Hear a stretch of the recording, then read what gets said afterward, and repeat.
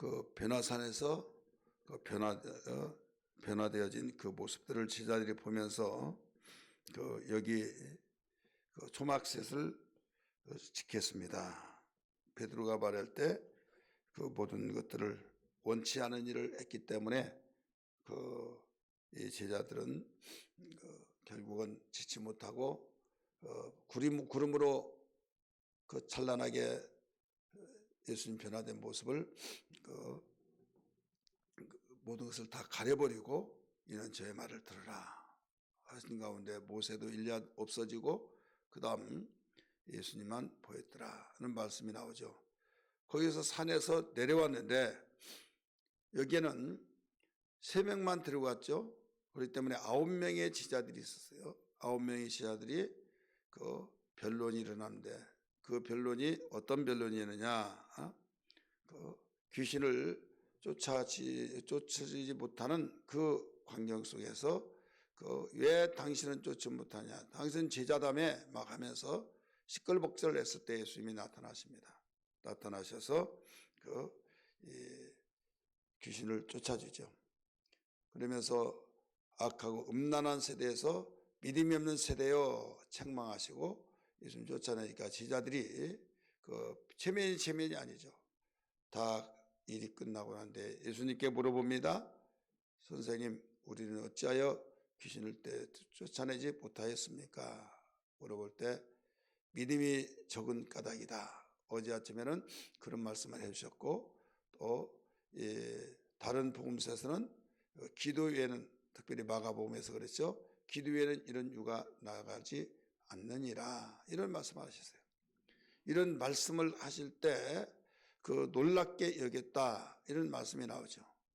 그러면서 이제 자리를 이동합니다. 이 내용은 어디에서 했느냐, 변화산에서 있었을 때 그랬는데 내려와서 가버나움에서 이제 하시는데 이제는 이런 부분을 어떻게 거기서만 있을 수 없잖아요. 복음을 증거할 때 어디로 가느냐, 갈릴리로 이제 가게 됩니다. 갈릴리로 가게 되면서 마가복음에서는 갈릴리로 지나가실 때, 오늘 본문에서는 갈릴리에 모일 때 이런 말씀이 나와요. 그래서 가면서부터 이 일을 가리켰다. 그냥 가는 길 아무 말 없이 그냥 가기만 한 것이 아니라 가면서도 이야기를 하다가 모일 때까지 이 말씀을 집중적으로 가르쳐 주셨다 이런 내용이에요. 그래서 22절에 갈릴리에 모일 때, 마가복음에서는 지나가실 때 이렇게 해서 갈릴리 시내를 지나가면서 이 벤두리에 거기 모였지 않느냐 이렇게 우리는 연결시켜 볼 수도 있습니다. 이 복음은 주님 말씀하신 내용으로서의 3개의 복음, 마태, 마가, 누가복음에 다 기록된 내용입니다. 그런데 이 내용은 벌써 2번째 말씀하십니다. 마태복음 21장, 마태복음 16장 21절에서 이미 말씀을 하셨어요. 거기서 말씀하신 내용은 장소는 어디냐? 빌립보 가이사랴라고 하는 그곳에서 말씀하셨다고 한다면 여기는 갈릴리로 지나가실 때부터 갈릴리에 모였을 때까지 거기에 그 말씀을 집중적으로 말씀하셨다 이거죠. 짧은 2구절이지만은 이 2구절 속에 왜 이미 말씀하셨던 말씀을 얼마 되지도 않아서 또 말씀하시느냐, 그런 부분을 우리가 집중적으로 우리가 상고해 보아야 할 이유가 있는 겁니다. 우리 한번 얼마 안 되니까 반대로 넘겨서 16장 21절 한번 보세요. 16장 21절 시작. 이때로부터 예수 그리스도께서 자기가 예루살렘에 올라가 장로들과 대제사장들과 서기관들에게 많은 고난을 받고 죽임을 당하고 제3일에 살아나야 할 것을 제자들에게 비로소 나타내시니 이렇게 나오죠.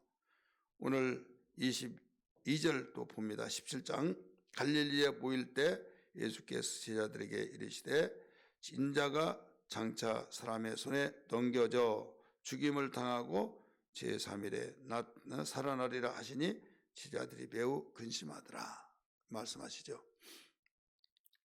이 내용이 그 한 군데만 나온 것이 아니라 사회 공간복음, 오늘 보면은 마태복음이니까 마가복음에도 누가복음에도 나왔다 이거죠. 그러면 짧은 구절이지만은 주님이 고난을 받고 죽고 제3일에 살아난다는 말씀을 그 세계 복음서에서 가르쳐 주시면서 여기에 반복적으로 말씀하신 이유가 뭐냐 이거예요. 반복적인, 성경에 보면 반복적인 단어가 많이 있죠. 그래서 반복적인 단어는 예수님이 하실 말씀이 없으니까 버벅거리면서 말씀 또 하던 말 또 하고 또 하는 것이 아니라 여기에서는 의도적이고 또 깊으신 뜻이 있다, 이것을 발견해야 될 줄 믿습니다. 그러면 그 내용이 뭐냐면 여기서 주님이 예루살렘에 올라가서 거기에 마태복음 16장 21절 내용으로 본다면 서기관 장로들과 대제사장들과 세관들에게 고난을 받고 죽임을 당하고 제3일에 살아난다 이렇게 말씀했어요. 그런데 여기에 오늘 본문에서 17장 21절은 그 간단하게 말씀한 겁니다. 예수께서 제자들에게 이르시되 인자가 장차 사람들의 손에 넘겨져, 사람들의 넘겨져. 지금 대제사장, 장로, 서기관들은 공회원이에요. 그러니까 그냥 그 지나간 사람 붙잡고 그 어떤 고난을 시키고 죽이고 그게 아니라 깡패처럼 그게 아니라 공회원들이니까 합법적으로 그 모든 절차를 밟아서 고난을 받게 하고 죽인다 이런 말이에요. 사람들에게, 그래서 이것은 법이 정하면 모든 사람들이 법을 만들어 달라고 하는 국회의원들에게 그들에 의해서 법이 만들어지고 결국은 그 법을 만든 자들은 누가 뽑았느냐? 누가 뽑았는가 하면 우리 한국의 정서로 보면 국민이 뽑은 거예요. 그러니까 사람들이 모두 그렇게 동참하게 된 것이다 이거죠. 모든 사람들이 예수를 무조건 막 돌로 치고 그런 거 아니잖아요. 빌라도의 법정에서 강도를 놓아주더라도 예수를 십자가에 못 박아 죽여달라고 말했을 때 옳소 하면서, 그러면 거기에 전 국민이 거기에 다 와서 그러냐? 예루살렘에 있는 사람들이 그랬다 이거죠. 거기에 모인 사람이 그랬다 이거죠. 결국은 모든 사람이 그렇게 그런 것이다 이런 말씀이 되어진 거죠.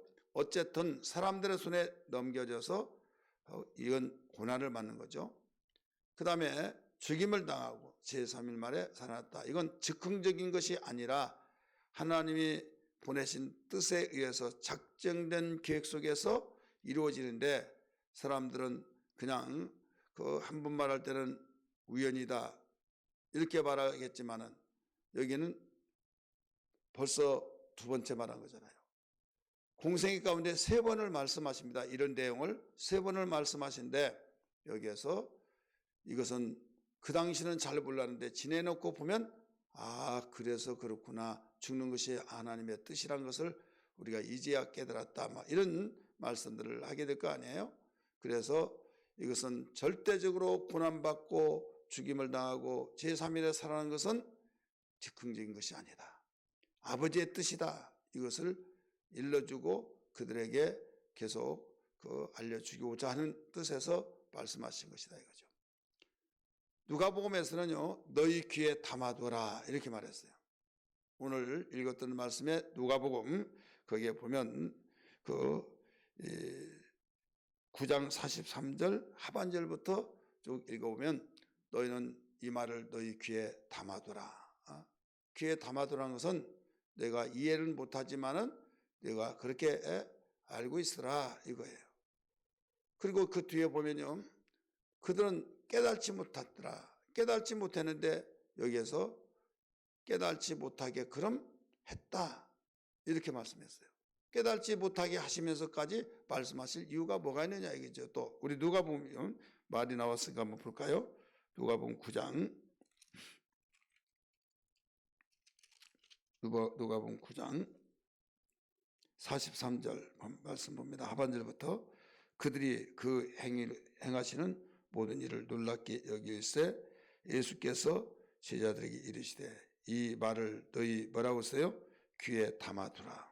인자가 장차 사람들의 손에 넘겨지리라 하시되 그들이 이 말을 알지 못하니 이는 그들로 깨닫지 못하게 숨긴 바 되었습니다. 이라죠. 숨긴 바 되었다. 담아두어라 하실 때는 언제고 또 깨닫지 못하게 숨겨둔 것은 왜 그러느냐 이거죠. 이것은 깨닫지 못했다고 한 것은 그 의미를 깊이 깨닫지 못한 거고 듣는 것은 분명히 들었다는 거죠. 그러니까 뭐냐면 그 마태복음 1장 16장 21절에 첫 번째 말씀하신 데는 이 말을 내가 죽은 자 가운데서 살아나기 전에 절대 누구에게도 말하지 말아라 이런 말씀하시잖아요. 그러니까 이 말을 계속적으로 그 해야 할 말이 있고 해야지 말아야 할 말이 있는데 그 내가 들었다고 내가 보았다고 다 무조건 말할 것은 아니다 이거죠. 오늘 우리는 어떤 일이 있더라도 이 말씀이 이만큼 중요하다. 이 중요성을 가르쳐 주기 위해서 이렇게 반복으로 말씀하셨다 이런 말씀입니다. 그리고 고난당한 것과 죽음과 제3일에 살아난 것은 하나님의 뜻이다. 이것을 일러주기 위해서 반복적으로 말씀하셨다 이 말씀이에요. 어떤 일이든지 하나님의 뜻이라면 모든 것이 분쟁이 그칩니다. 이건 하나님의 뜻이다.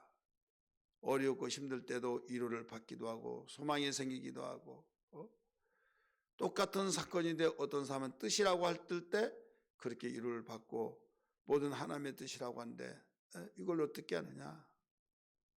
또 하나님의 뜻을 통해서 사용됐다 할 때는 또 감사가 되어지기도 하고 근데 뜻이 아니라고 하고 뭐 이런 것이냐 할 때는 분노가 치솟는 이런 경우가 되기도 하죠. 그래서 우리는 주님이 하신 일이 이건 하나님의 뜻이라는 걸 강력하게 우리 가르쳐주고 있는 것이죠.